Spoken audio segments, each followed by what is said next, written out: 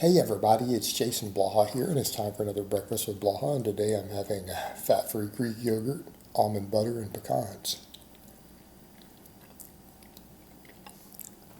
Speaking of which, let's talk about nutrition and your name. Sorry, I get centered here. All right. A lot of times people neglect the nutrition, and by neglecting the nutrition, meaning they don't go over and use very simple apps to see if they're getting all their vitamins, minerals, essential fatty acids, things like that, and figuring out what they need to do with their diet. And this is something I've said quite a bit, that I care about this more than I do your macros, right? You can focus all you want on the amount of carbs, fat, protein you eat, but protein beyond a certain threshold has minor benefits, not necessarily directly muscle growth. Carbs are just a fuel source. A lot of fats people eating are just a fuel source. What we care about really is you getting all your vitamins and minerals. Are you getting everything that's essential in your diet? It's actually way more important. Now, calories matter for weight gain and weight loss, and your macros add up to calories, but it is the quality of your diet that matters, and here's why.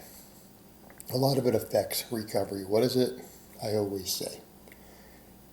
You don't grow from what you do in the gym. You grow from what you're able to recover from. Okay, you grow from what you recover from. Well, that includes food. And a lot of times our under recovery can be dietary related. Our performance can be dietary related. People say, what do you mean? Well, a lot of times your tendons hurt. Your joints hurt. Things like that from training. Could it be programming and lack of sleep? Possibly. Could it be execution of exercises? Sure. Can it be some overuse? You bet. It can also be dietary deficiency. And you don't have to know a ton about nutrition to do this. I'm not telling you guys need to spend hundreds of hours researching nutrition, but just using a tool like Chronometer, plugging your foods in, and seeing what you're deficient in matters. What could cause tendons to hurt? Anything that a deficiency that's related to collagen synthesis, right?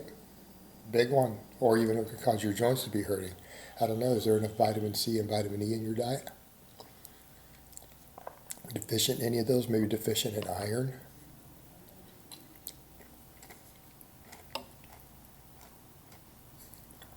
And our solution's not a multivitamin. Why? Because we found that mass loading certain vitamins post-workout blunts training response, because again, you're loading too much at once in a concentrated source, like vitamin C, vitamin E, can be problematic. Are you getting too much of a metal? In other words, that multivitamin might create a deficiency. Too much zinc in your diet can cause a copper deficiency, because it can block absorption.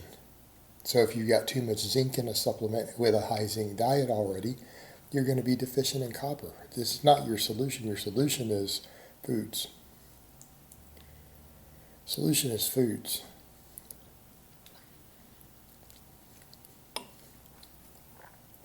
What else could you be looking at? Things that relate to bone density. If your bone density is not high enough, your tendon recovery where it attaches to the bone itself may be reduced. Again, reducing recovery, reducing how much you can train, reducing what you can do before you start hurting. What all can affect that? Calcium, magnesium. Magnesium's a big one. A lot of foods are rich in magnesium, whole foods, but some people who don't get enough whole foods, magnesium deficiencies are very common, extremely common. All right, the bone density, what do we need?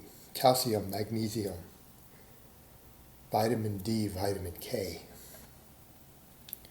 Notice two of those are fat soluble. If your dietary fat's too low, guess what? You can be deficient in those even when supplementing them, and guess what that means? Your bone density can be slightly compromised. Well, that's not good when we're training. Bone density matters. One of the best benefits we get from training is increased bone density, but we need the bone density.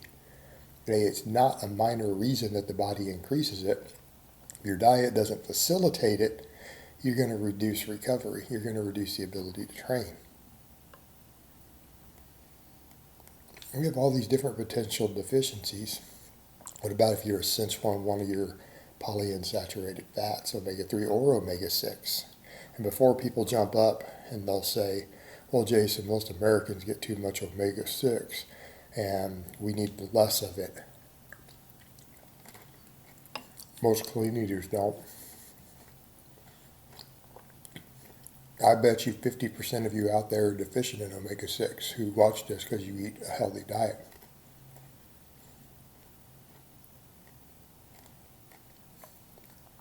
If you are deficient, again, tools like chronometer will tell you that, you're going to have problems with balancing inflammation and anti-inflammation in the body. It's going to affect your muscle growth and recovery. Why do Americans get too much?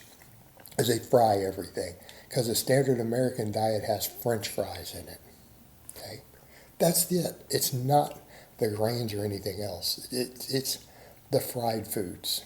That is why Americans often get a very, very heavy load of omega-6. Because we eat fried foods every day. Taco Bell, McDonald's. You're not getting it because you're eating whole foods. You're possibly deficient if you're not adding fats back into your diet that are high in it, right? So again, some of these things that are seen as, well, these are common problems in a diet, they're due to the standard American diet, but you're not eating McDonald's every day for lunch, are you? Or twice a day. This doesn't apply to you. You may need more of it. And so on and so forth. Now, a lot of people say, well, a lot of times people who don't eat clean, I know who bulk hard, they have no problems with this. Well, yeah, bulking kind of fixes this, doesn't it? Bulking hard and a lot of fatter powerlifters and other people who just bulk real heavy, they might not have these deficiencies because of the sheer amount of food volumes.